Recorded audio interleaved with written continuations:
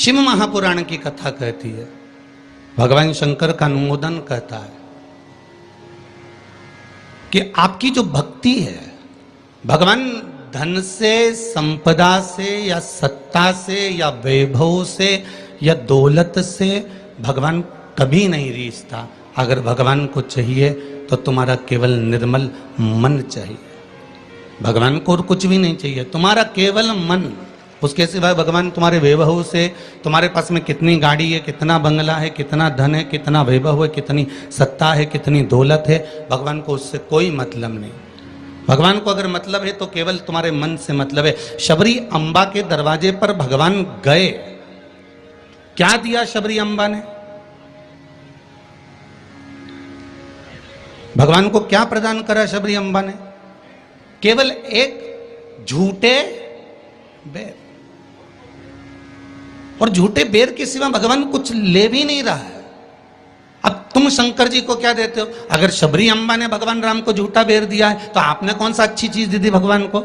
जल दिया, वो मछली का झूठा था। दूध दिया, वो बछड़े का झूठा था। फूल दिया, वो भौरे का झूठा था। मिठाई बना कर दी, वो चींटी की झूठी थी। तुमने दिया क्या? और ये मनुष्य का शरीर दिया भगवान के चरणों में, ये भी तो झूठा है। फोन पे तो तुरंत कह देता है, माँ तो तारे बिना एक बिना नहीं रहूं, एक मिनट नहीं रहूं, तेरी तो मुझे बहुत याद आए। और भगवान के पास जाए कि तुम्हारे बिना मेरा कोई नहीं है। भगवान के रेंदे रे झूठेला। भगवान भी कहते काहे को झूठ बोले? अभी फोन पे बोल रहा था, मेरे को थारी याद आ रही, तेरे बिना एक मिनट नहीं रह सकता, तू तुम्हारे हृदय में बसी ने, तू तुम्हारा चित्त वृत्ति में बसी। और मंदिर पहुंचा ने अगरबत्ती लगाते लगाते बोला, तन मन धन सब कुछ तेरा। भगवान के आ गया भेरू झूठेला। भगवान भी सोचा काय आया।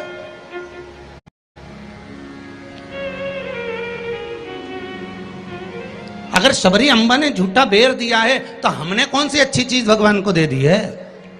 हमने क्या भगवान को अच्छा दे दिया है? हम भी तो झूठा ही दे रहे हैं। पुष्प दिया, वो भी झूठा था। जल दिया, वो मछली का झूठा था। दूध दिया, वो गाय के बछड़े का झूठा था। मिठाई दी, वो चींटी की झूठी थी। हम जो परमात्मा को दिए वो सब कुछ झूठा था। यहां तक हम भगवान का जो स्मरण भी कर रहे हैं, कई लोग भगवान के मंदिर में बैठकर घंटों तक माला पकड़कर भी अगर भगवान के मंदिर में बैठकर भजन कीर्तन स्मरण कर रहे हैं तो वो ये सोचे कि नहीं ये सत्य है, तो उसने उसमें भी छल कर दिया। थोड़ी देर तक तो मन लगता है, उसके बाद ये चित्त, ये वृत्ति, ये मन कहीं ना कहीं डोल जाता है। इस मन को लोग कजन कहां लेकर चले जाते हैं। बड़ा बड़ा कठिन है महाराज, ये बड़ा कठिन। ये मन बड़ा चंचल है, कैसे तेरा भजन करूं, जितना इसे समझाऊं उतना ही मचलता है। भोलेनाथ हे शंभो, हे त्रिकालदर्शी, हे कैलाशी, हे अविनाशी, हे शिव, हे करुणा सागर। ये चित्त, ये मन, ये वृत्ति बड़ी चंचल है।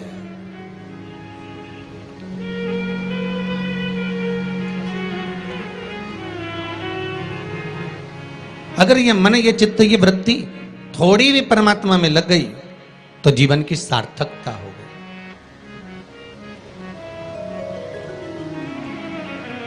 ब्रह्मा और भगवान विष्णु दोनों मिलकर मंथन कर रहे हैं। और एक बात बहुत ध्यान से सुनना, शिव महापुराण के इस चरित्र को याद रखना कि ब्रह्मा और भगवान विष्णु ने मंथन किया, और मंथन किया तो शंकर भगवान के शिवलिंग को प्रकट किया। आपसे भी निवेदन है, जब दोनों पति पत्नी, भाई भाई, घर के बुजुर्ग, माता पिता, घर के बच्चे जब एक साथ कहीं बैठे हुए हों तो शिव महापुराण की कथा कहती है आप भी शिव महापुराण का थोड़ा सा मंथन करो। उस मंथन से जो प्रकट होगा वो तुम्हारे घर का आनंद करा देगा। शिव पुराण का मंथन।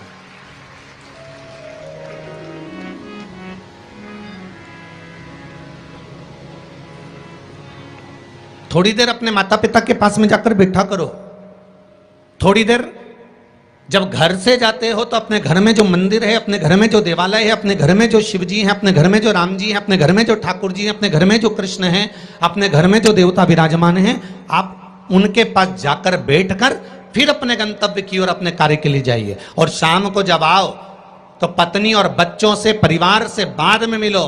सबसे पहले अगर दुकान की चाबी भी लेकर आए हो, थोड़ा सा धन भी लेकर आए हो, थोड़ा सा सामान भी लेकर आए हो, थोड़ा सा व्यापार का कुछ चीज भी आप लेकर आए हो, तो सबसे पहले जाकर भगवान के मंदिर में जो आपके घर में है उसके पास में बैठकर उसको बताया करो, आज मैंने व्यापार करा उसमें ये लाभ हुआ, आज मैंने व्यापार करा उसमें ये हानि हुई, और आपकी कृपा से आज मैंने दुकान व्यापार व्यवसाय आज का पूरा करा। हे देवाधिदेव महादेव, हे मेरे ठाकुर, हे मेरे कृष्ण, हे मेरे राम, आज भगवान की कृपा, आपकी कृपा बहुत बनी रही और मेरा सब कार्य सफल हुआ। बाबा को प्रणाम करो, नमन करो और फिर अपने माता पिता, परिवार, कुटुंब, कबीला जिससे मिलना है मिलो, फिर मिलो।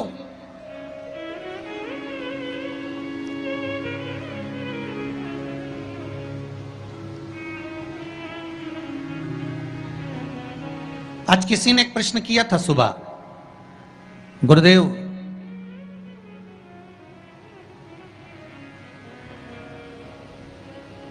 अगर भगवान के मंदिर जाना है हमको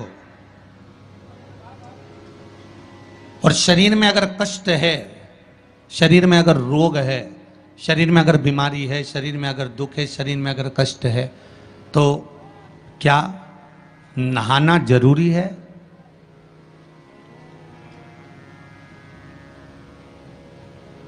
शिव महापुराण की कथा कह रही है,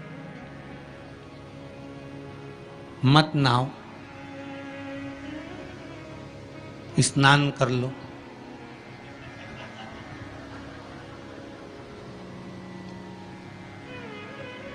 मत नहाओ, स्नान कर लो। नहाने में और स्नान में जमीन और आसमान का अंतर है। बाथरूम में गए, साबुन लगाया, शैम्पू लगाया और ये सब लगाने के बाद में तुमने जो तुम्हारे ऊपर पानी उंडेला, इसको नहाना कहते हैं। ठीक है? जो तुमने साबुन लगाया, शैम्पू लगाया, पानी डाला, उसको नहाना कहते हैं।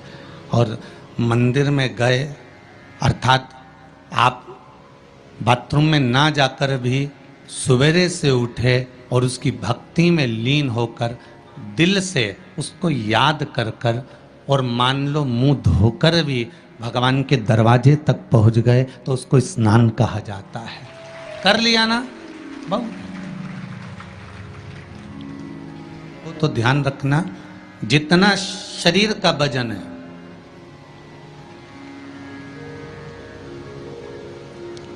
सत्तर kilo, 25 kilo, 20 kilo, 15 kilo, 50 kilo, उतना ही किलो के हिसाब से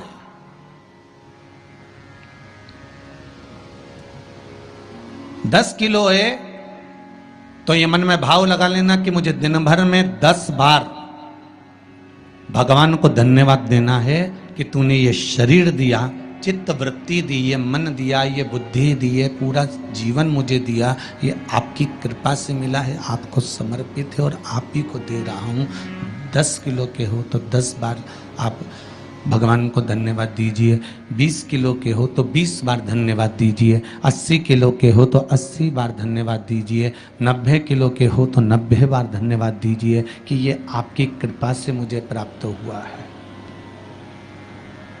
कोई दूसरा देने वाला नहीं है मुझको, केवल आप दे रहे हो, उसके सिवाय कुछ नहीं मिला।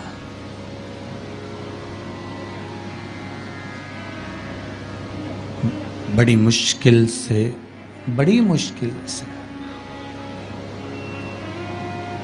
उसने कृपा कर कर यहाँ भेजा है अपने को, बड़ी मुश्किल से भेजा।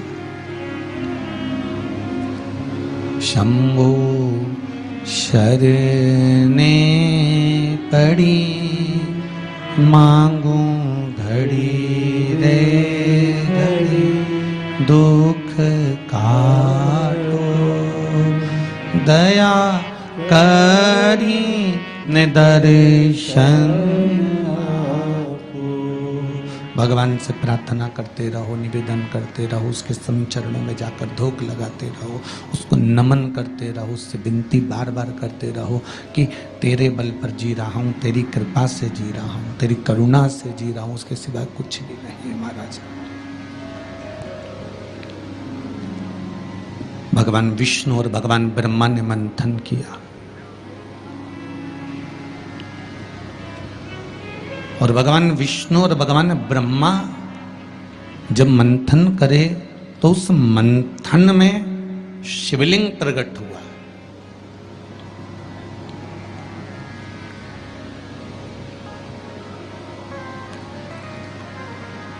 मंथन में शंकर का प्रकट होना बहुत बड़ी बात है।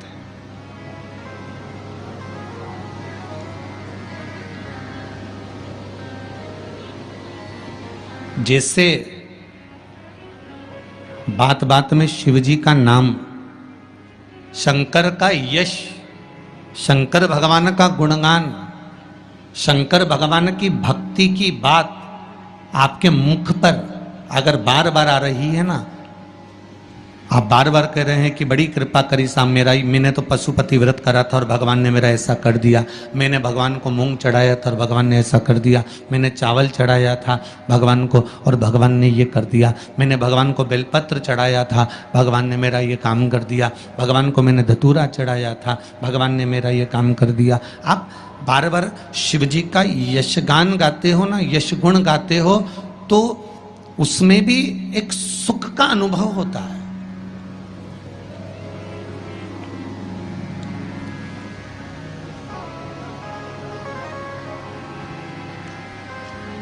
आपके यश गुण गाने में भी करके देखना। सास से निवेदन है, बहू की बड़ाई करके देखो, बहू का यश गुण गाकर देखो। कितनी भी बुरी बहू हो, कितना भी अपशब्द कहती हो, कितना भी ताना देती हो, कितनी भी गाली देती हो, कितना भी आड़ा टेढ़ा बोलती हो, भले तुम्हें संभालती हो ना संभालती हो, तुम्हारा सम्मान करती हो ना करती हो, तुम्हारा आदर करती हो ना करती हो, उसके बाद भी तुम 4 लोगों से अपनी बहू की बड़ाई कर कर देखना। खूब बड़ाई करना उसकी, खूब यश गुण गाना उसका। भले वो गाली दे, अपशब्द के ताना दे, कुछ भी बोले, पर तुम यश गुण गाओ उसका, खूब गाओ और खूब दिल से यश गुण गाओ उसका। 1 महीना इंतजार करना यश गुण गाते गाते। दूसरे महीने में जिस बहू का तुमने यश गुण गाया है, ये शिव महापुराण की कथा कहती है, वो भी सिर पर पल्लू लेकर तुम्हारे को धोख लगाने आएगी जरूर, ये पक्का। आप अपने भीतर कुछ अच्छा तो लाओ।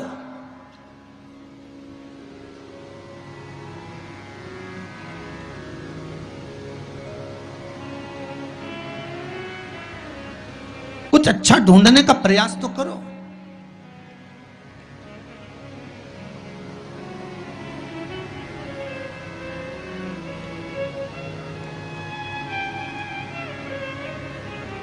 आज कोई कह रहा था गुरुजी, पूरे भारत में, पूरे जगह पर देखा जाए तो आज दुनिया के लोग ये भगवान के नाम से क्यों इतना चिढ़ने लगे।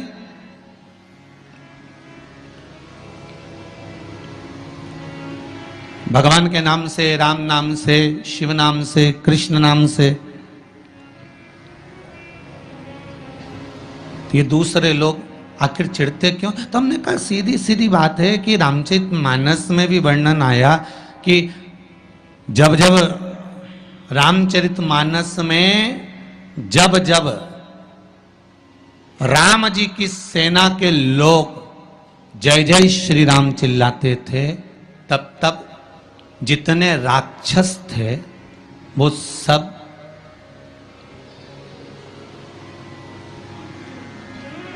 जितने राक्षस थे, जितने भी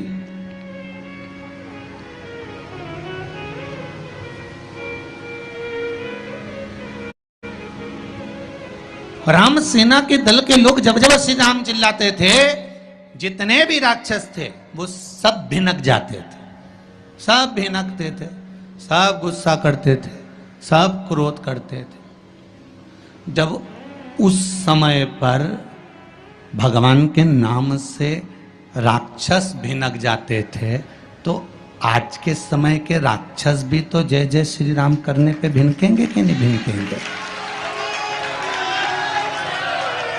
जरा विचार तो करो।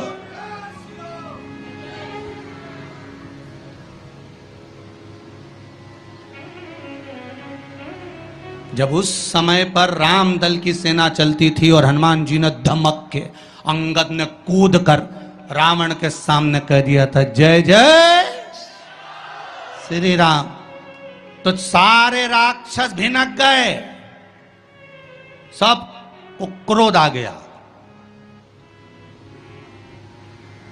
सबको गुस्सा। तो जब त्रेता में ये हाल था राक्षसों का राम नाम से, तो फिर तो ये तो कलयुग है।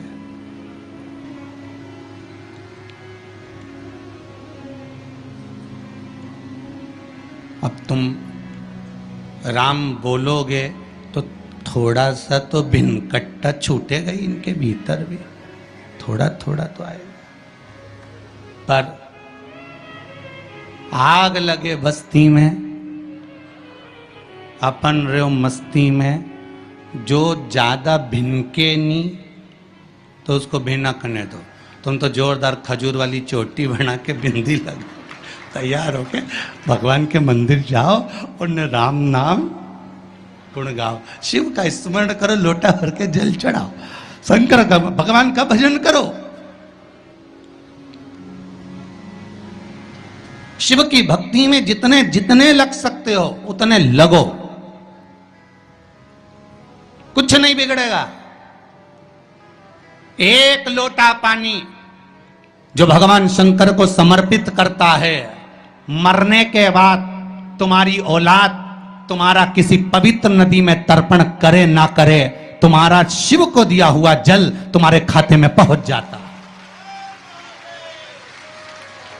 आपने जो शंकर भगवान को एक लोटा जल दिया है, शिव जी को एक लोटा पानी चढ़ाया, शंकर भगवान को एक लोटा जल समर्पित करा है, शंकर भगवान को एक लोटा जल अगर आपने दिया है तो वो आपके खाते में पहुंचेगा जरूर, ये निश्चित है, पक्का है।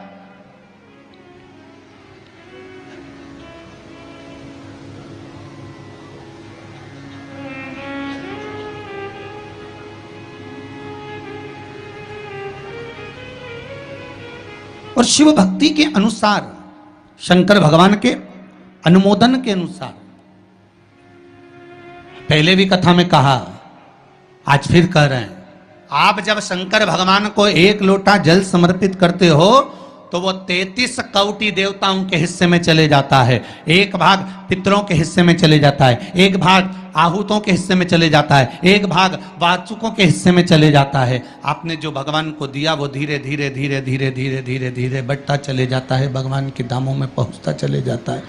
जिन जिनको आपने नहीं भी दिया, शंकर भगवान पे चढ़ा हुआ जल उन तक भी पहुंच जाता है। ये केवल आपकी निर्मल और आनंदित भक्ति के बल पर पहुंचता है, भक्ति के बल। भगवान ब्रह्मा और भगवान विष्णु ने जो मंथन किया, उस मंथन में जो शिवलिंग निकला और ब्रह्मा जी के मुख से निकल गया कि ये शिवलिंग जो निकला है इसके चरण कहाँ हैं, इसका शीश कहाँ है, जरा पता करा जाए। और ब्रह्मा स्वयं भगवान शंकर का सिर देखने के लिए जा रहे हैं और भगवान विष्णु मृत्यु लोक में नीचे तलातल में, रसातल में, पताल में भगवान शंकर का चरण ढूंढने के लिए जा रहे हैं, भगवान शिव का चरण।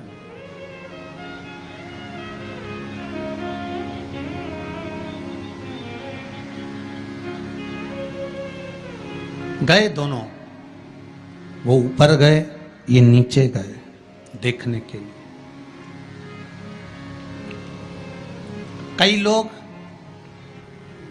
शिव महापुराण की कथा, स्मरण, भजन, कीर्तन सुनने के लिए नहीं जाते हैं।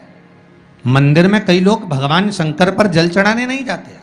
कई लोग ये देखने के लिए जाते हैं कि कौन आया कौन नहीं आया, किसने सुना और किसने ना सुना,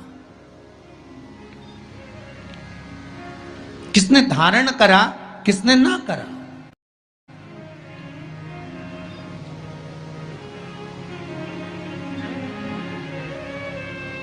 अब ब्रह्मदेव ऊपर गए, इतने ऊपर पहुंच गए, इतने ऊपर पहुंच गए, इतने ऊपर पहुंच गए कि उनके भीतर अभिमत्ता, अहंकार थोड़ा थोड़ा समाहित होने लगा और उन्होंने केतकी के पुष्प को तोड़ लिया और केतकी के पुष्प से कहा कि तुम नीचे चलो, मेरे साथ में भगवान विष्णु के सामने चलकर कह देना कि मुझे भगवान शंकर का शीश मिल गया। केतकी के फूल ने कहा कि यदि मैं झूठ बोलूंगा तो वो श्रेष्ठता कैसे रहेगी।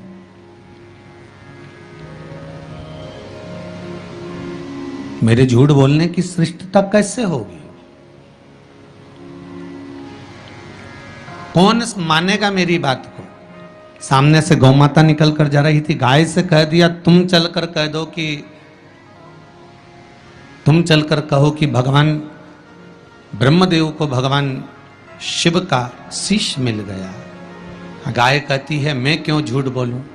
उसको भी थोड़ा सा लोभ दिया गया और केतकी के पुष्प को भी थोड़ा सा लोभ दिया गया।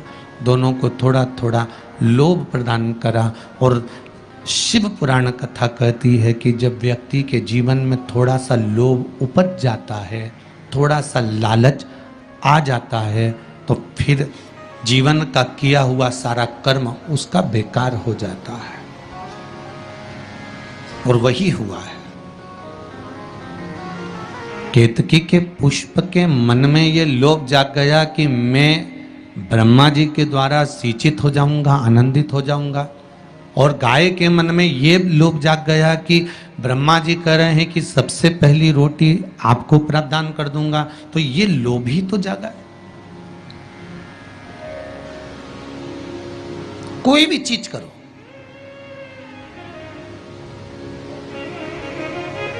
अगर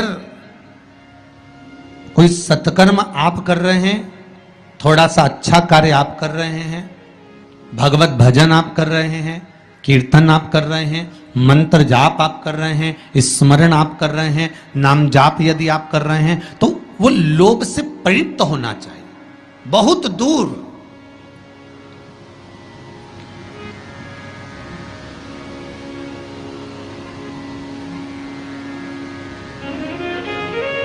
आपके भीतर वो उपजे ना।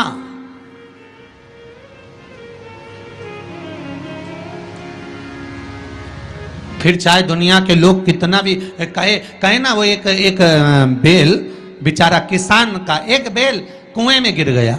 अब कुएं में गिर गया तो किसान का बेल जब कुएं में गिरा तो ये देखा कि कुएं में से बेल को निकालना है। खूब मेहनत करी किसान ने बेल को निकालने की, पर वो बेल निकल नहीं रहा था। बहुत बहुत बहुत बहुत मेहनत करने के बाद भी वो बेल नहीं निकला। बहुत अथक प्रयास करा गया पर बेल नहीं निकला। तब किसान ने फिर कहीं मशीन वाले से कहा होगा कि इस बेल को निकालना है। मशीन वाले ने कहा 25,000 रुपये लग जाएंगे, 20,000 रुपये लग जाएंगे। तो उसने सोचा 20,000 25,000 लग जाएगा तो इससे अच्छा है कि इसको पड़े ही रहने दो। बेल किसी काम का तो था नहीं, बूढ़ा हो गया था। अगर बेल बूढ़ा हो गया है तो इसी कुएं में पड़े रहने दो, मर जाएगा। इसी कुआं भी सूख गया है, इसमें कोई दिक्कत वाली बात नहीं, अपन कचरा पटकते जाएंगे, बेल को वहीं की वहीं दबा देंगे। गाँव के लोगों से कह दिया मेरा बेल कुएं में गिर गया है और ये बूढ़ा हो गया था। एक काम करो, तुम्हारे गांव का जितना भी कचरा है ना, घर वाले वो सब लाकर इसमें डालते हैं ना, बेल मर जाएगा, धीरे धीरे उस पे मिट्टी डल जाएगी। गांव के लोगों ने कचरा लाकर डालना चालू करा। जैसे जैसे बेल के पास में कचरा पटकना प्रारंभ करा, बेल भी समझदार था। इधर कचरा पटकते तो इधर पांव रखकर खड़ा हो जाता, इधर पटकते तो इधर पांव रखकर खड़ा हो जाता। धीरे धीरे पूरा कुआं भराते चले गया और बेर कचरे पर पांव रखते रखते रखते रखते रखते रखते बाहर।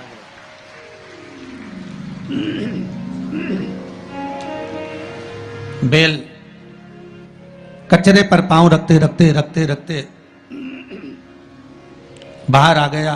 ऊपर आ गया, और जब वो ऊपर आया निकल कर बाहर भाग गया, निकल कर बाहर भागा। बेल से हमको एक सीख लेना चाहिए, हमको एक चीज सीख लेना चाहिए। बुराई करने वाले कितनी भी बुराई करेंगे, निंदा का कचरा, बुराई का कचरा कितना भी पटकेंगे, हमको केवल उस पर पांव रखकर निकल कर बाहर की ओर चले जाना है और हमारे जीवन को सार्थक बना लेना है। करे करे तो करे।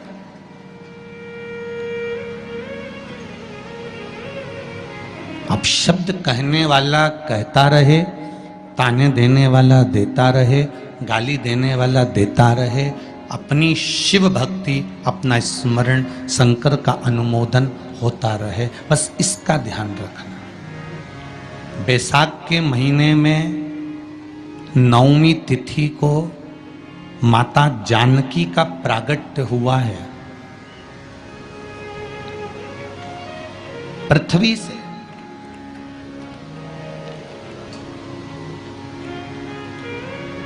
कभी एक विचार करिएगा कि नरसिंह अवतार बैसाख के महीने में हुआ, कुर्मा अवतार बैसाख के महीने में हुआ, हयग्रीव अवतार बैसाख के महीने में हुआ, परशुराम अवतार बैसाख के महीने में हुआ, माता जानकी का अवतार बैसाख के महीने में हुआ। आखिर बैसाख के महीने में, माधव महीने में इतनी महत्वता क्यों?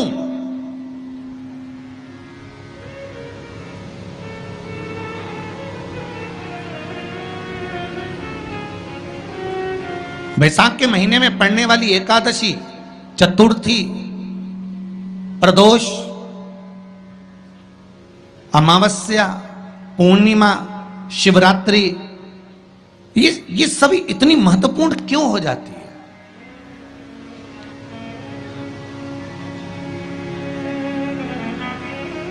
इसकी महत्वता इतनी प्रबल क्यों हो जाती है? किस लिए? क्योंकि बैसाख का जो महीना पड़ता है, सूर्य की संपूर्ण तपन, सूर्य देव अपने पूर्ण तेज के साथ में, पूर्ण तेज के साथ में मृत्यु लोक के निवासियों पर, चाहे जलचर हो, थलचर हो, वायुचर हो, चाहे जो जीव हैं, उस पर जब किरण फेंकते हैं तो संसार का जो मनुष्य है उस पर जब ताप पड़ता है, तो ताप पड़ने के कारण उसके मुख से भगवान का नाम निकल ही जाता है, स्मरण नाम निकल ही जाता है। जब उसके मुख से भगवान का नाम निकलता है तो वो भगवान की शरणागति खुद ग्रहण कर लेता है स्वयं।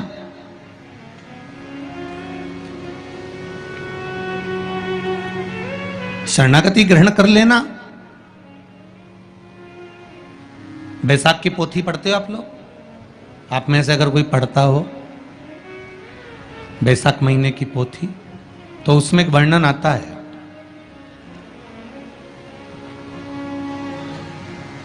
गीता प्रेस गोरखपुर के कल्याण अंक में भी आप ये पावन बैसाख चरित्र श्रवण कर सकते हैं।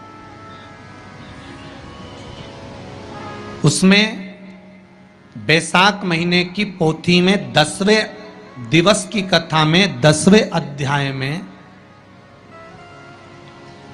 एक व्याध और शंख मुनि का चरित्र आता है।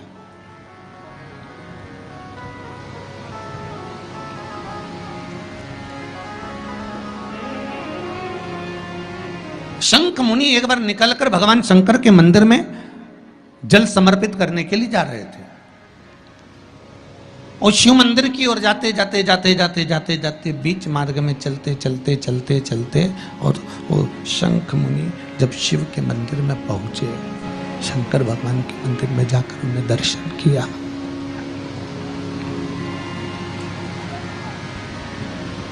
जल का पात्र उठाया, और वो जल का पात्र उठाकर जब भगवान शिव को समर्पित कर रहे थे, तो उसी समय जल का पात्र उठाकर जब शंकर भगवान को समर्पित करा गया और शंख मुनि निकलकर जब बाहर आ रहे थे, आते आते शंख मुनि के मन में एक भाव उत्पन्न हो गया कि जब हम भगवान शिव को कुछ वस्तु समर्पित करते हैं तो उसका फल, उसका पुण्य फल हमें कितने समय में प्राप्त होता है। ये शंख मुनि के मन में एक विचार जागृत हो गया, शंख मुनि के मन में एक भाव जागृत हो गया।